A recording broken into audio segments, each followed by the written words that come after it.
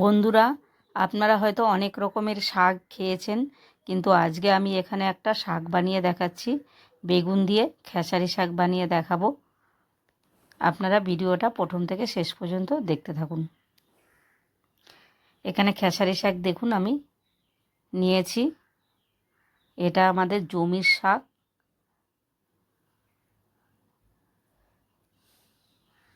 আমাদের জমিতে বোনা হয়েছিল এই শাকটা। এখানে বেগুন কেটে নিয়েছি, কাঁচা লঙ্কা চিড়ে নিয়েছি। প্রথমে আমি কড়াতে তেল দিয়ে দিচ্ছি। তেল দিয়ে এই কুচানো বেগুনগুলো ভেজে নেব। নুন দিয়ে দিচ্ছি স্বাদ মতো, অল্প একটু হলুদ দিয়ে দিচ্ছি। দিয়ে আমি বেগুনটাকে নাড়াচাড়া করে ভালো করে ভাজা করে নেব। খেসারি শাকটা আমি এইভাবে কুচিয়ে কেটে নিয়েছি। এটা এরকম ছোট করে কাটতে হয়। আর এই শাকে লাগবে আমার আদা, তাই আমি আদাটা এখানে ঘষে নিয়েছি।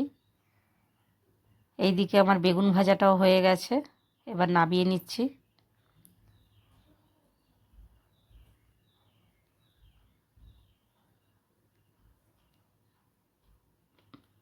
এবার কড়াতে আমি খেসারি শাকটা দিয়ে দিয়েছি, দিয়ে কাঁচা লঙ্কা চেরা দিয়ে দিয়েছি, দিয়ে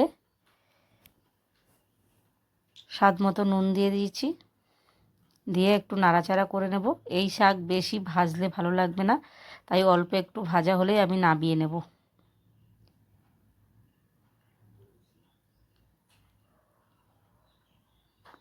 বেগুনের ওপরে নামিয়ে নিচ্ছি।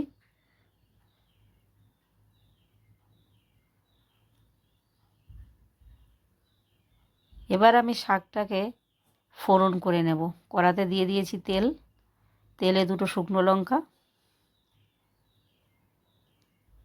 এবার আমি আদা ঘষে রেখেছিলাম ওইটা দিয়ে দিয়েছি। তারপরেই আমি আদার ওপরে বেগুন আর শাক যে ভেজে রেখেছিলাম দিয়ে দিয়েছি।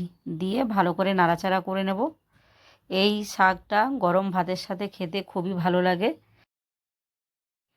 বন্ধুরা, আপনারা যারা নিরামিষ খান তারা এই শাকটি বাড়িতে বানিয়ে খাবেন, খুবই ভালো লাগবে।